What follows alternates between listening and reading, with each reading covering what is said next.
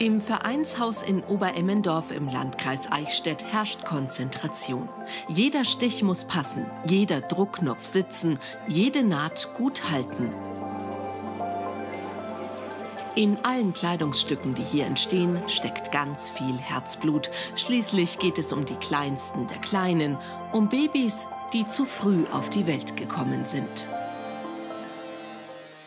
Und ich hatte Glück, ich habe 3 gesunde Kinder und 8 gesunde Enkelkinder. Und da darf man von seinem Glück eigentlich auch ein bisschen was hergeben. Ich habe das Volksjahr abgeschrieben, habe über 300 Zusätze gemacht und Strampehosen und alles andere noch. Ich möchte gerne so Kombinationen machen, wo ich dann selber eben was ausprobiere, verschiedene Stoffe zusammensetzen oder Applikationen drauf machen. Das, ja, da kann ich mich spülen mit den Sachen dann. Das bringt mir einfach viel innerlich. Frühchen sind oft winzig, wiegen vielleicht nur 500–600 Gramm. In herkömmlicher Kleidung für Neugeborene würden sie geradezu verschwinden. Marina Rupp kennt dieses Gefühl. 2015 kommt ihr 3. Kind zur Welt, 10 Wochen zu früh. Tochter Evelyn wiegt damals gerade mal 675 Gramm. Wochenlang muss sie im Krankenhaus aufgepäppelt werden. Eine aufreibende Zeit für die ganze Familie. Damals hat Marina Rupp die Idee, etwas Gutes für andere Frühchen und ihre Eltern tun zu wollen. Wir waren damals total froh, als einfach bekannte Freunde Sachen genäht haben. A, sieht man, dass sich jemand Gedanken macht, auch um so kleine Kinder. Und B, ist halt etwas, was gut passt, einfach schön anzuschauen. Und man möchte ja trotzdem, dass das eigene Kind hübsch ausschaut. Auch wenn es ganz klein ist. Aber es ist ein normales, kleines Baby und das hat auch alles Recht der Welt, dass es schön ist.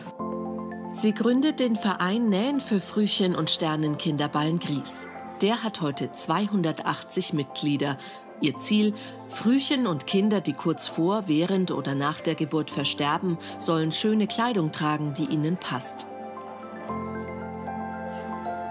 Viele der nähenden Frauen haben selbst ein Frühchen bekommen oder ein Kind verloren. So wie Andrea Wolny.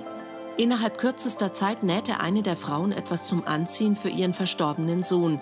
Seitdem engagiert sich auch Andrea Wolny im Verein und verwaltet das Lager.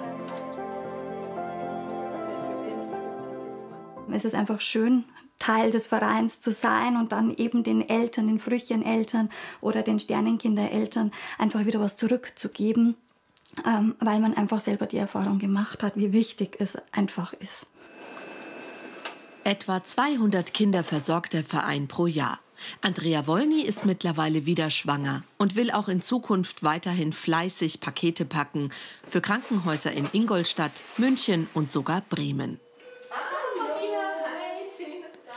Marina Rupp ist heute zu Besuch auf der Frühchenstation im Klinikum Nürnberg Süd und wird schon von Nicole Mederer erwartet. Die Freude der Kinderintensivpflegekräfte beim Auspacken ist jedes Mal groß.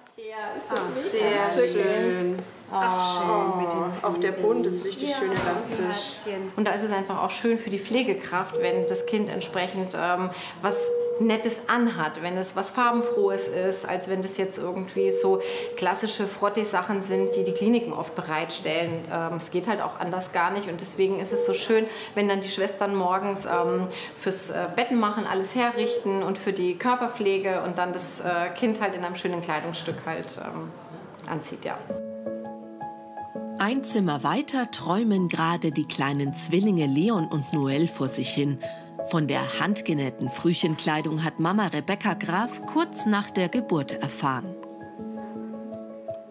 Ja, man ist einfach dankbar halt, ne? Das sind ja wirklich schöne Sachen und tausendmal besser ist, dass man dann trotzdem sagt, ne? Man nimmt Krankenhauskleidung her und ja, man ist einfach dankbar, dass es Leute gibt, die halt sowas unterstützen und dafür die kleinen Würmchen was Gutes tun. Der Verein finanziert sich über Mitgliedsbeiträge und Spenden und freut sich über jeden Neuzugang. So wie Laura Tritschler, die mit etwas Unterstützung ihren ersten kleinen Body genäht hat. Also ich freue mich sehr, dass wir verschenken können und sich jemand hoffentlich sehr freut. Und es war nicht der letzte, oder? Nee, das war auf keinen Fall der letzte. Ich nehme ein paar Stoffe mit heim und nähe zu Hause noch ein paar, die ich das nächste Mal mitbringen kann, fertig. Genau. Viele Hände helfen zusammen. Einfach ein Herzensprojekt.